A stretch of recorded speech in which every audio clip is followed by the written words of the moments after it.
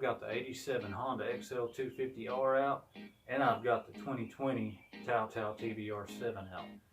Now I figured since I own both bikes, I'd pull them out and kind of do a side-by-side comparison, and from my experiences with the bikes and what I know about them, kind of compare them. Definitely not an expert on it, just giving my opinion and what I can see differently and what I can tell differently.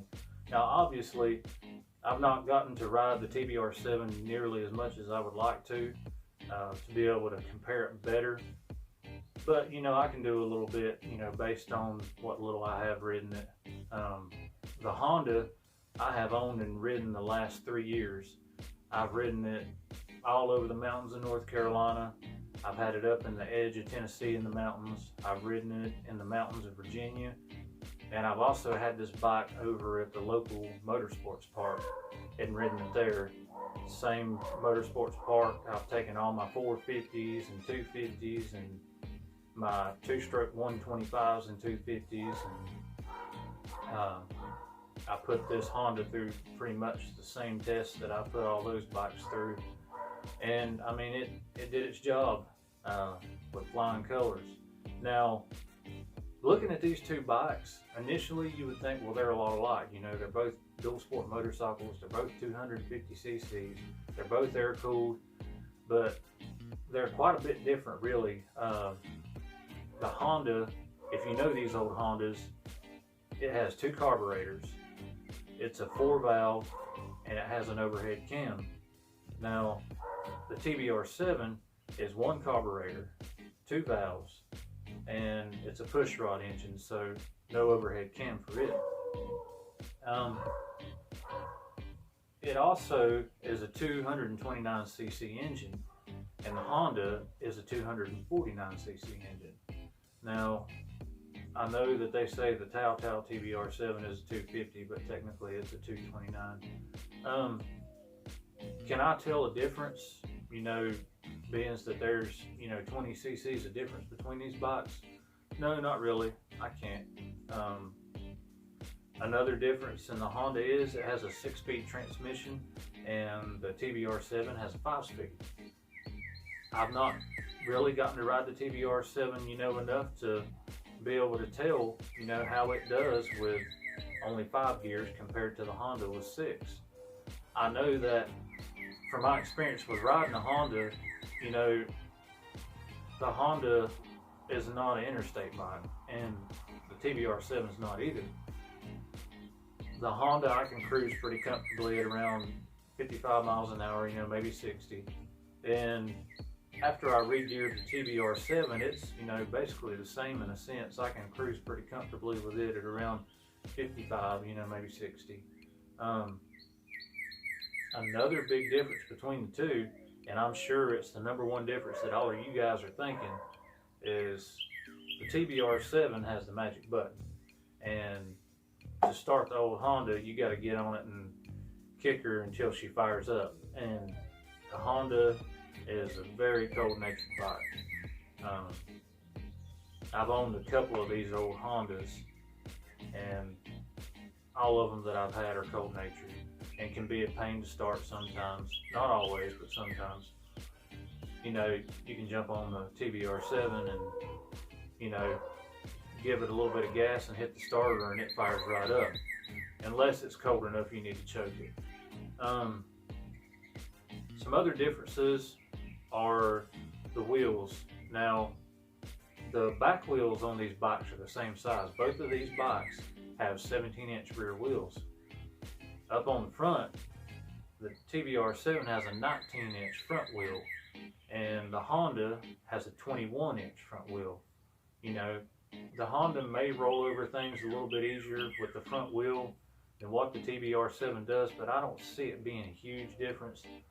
If you're doing a lot of, you know, crossing over logs and stuff like that, and, you know, riding over decent sized rocks, you might tell the difference there. But both of these bikes are, you know, they're really intended for dual purpose riding on the blacktop and a whole lot of dirt riding. And, you know, from what I can tell, they both excel at what they're meant to do. And, you know, the Honda, like I said, I took it over to the local motorsports park, and it did great on a full day of trail riding, hill climbs and everything I normally do.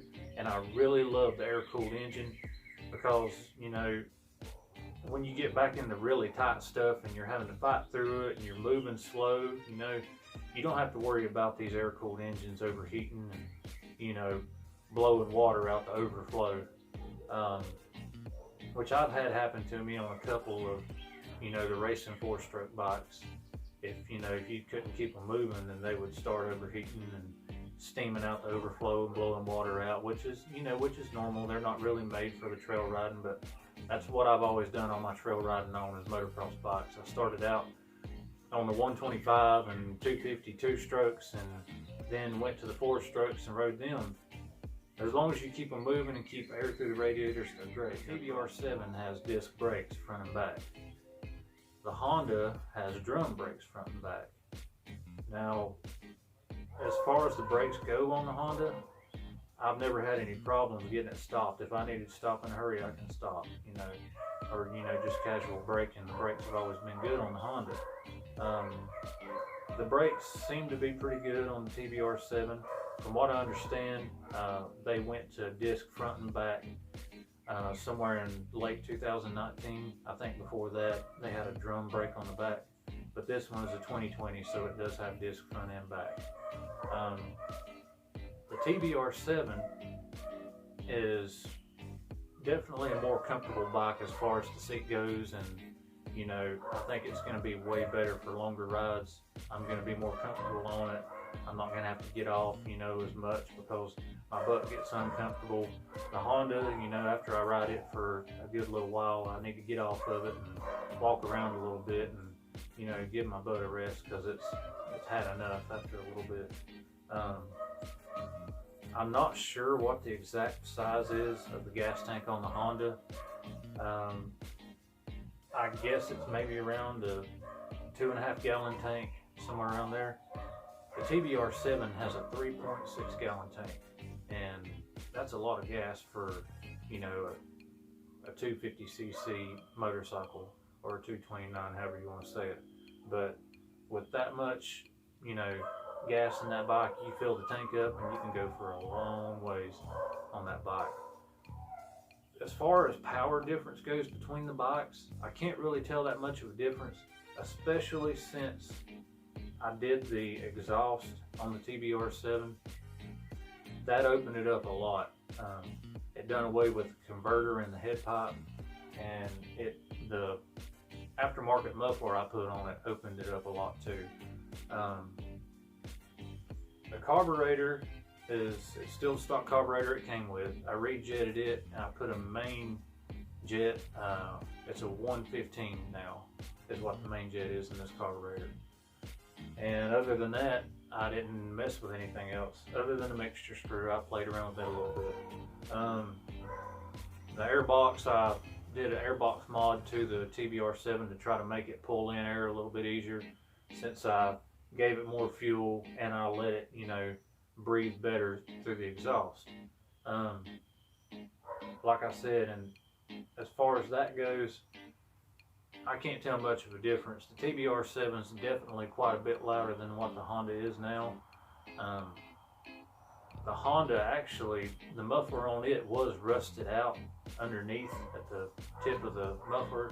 So what I plan to do is take the stock muffler off of the TBR7 that came off of it, and I'm going to try to put it on the Honda. So it'll have a good exhaust on it. I've been needing to put a muffler on this Honda for a while. I've just been putting it off. But yeah, I mean, as far as these Chinese bikes go like this, I mean, you look at them and think, it looks like 80s Japanese technology as far as, what Honda and the Japanese companies were doing back then.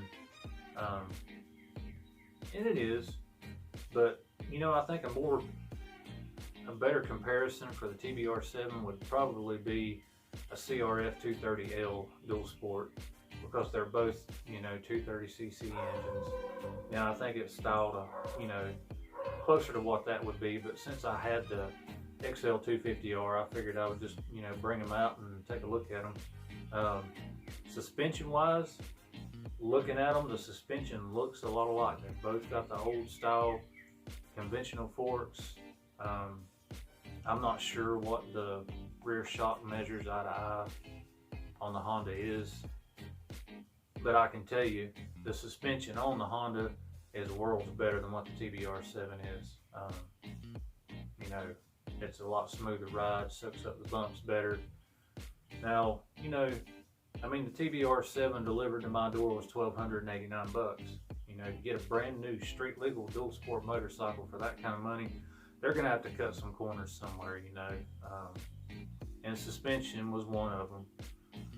So you can't complain, you know, about the bike for the money. I've seen people that have put, you know, several thousand miles on these TBRs, and you know, they say they're still going good and they've not given them any trouble. And you know, I'm sure they're a great bike as long as you keep the oil changed and the air filters clean, and you know, just like you would any other motorcycle. So yeah, other than that, I guess that's about all there is to say about these two bikes. But yeah, I'll be riding these bikes a whole lot more. I've got me a GoPro now, so I'll be taking that along with me, and I'll be putting some riding videos up to share that with you guys and kind of talk a little bit more about the bikes and how they compare. But I guess that's going to do it for now, guys. And if you have not subscribed to the channel, I hope you do. I want to thank you for stopping in and taking a look at the video, and we'll see you guys next time.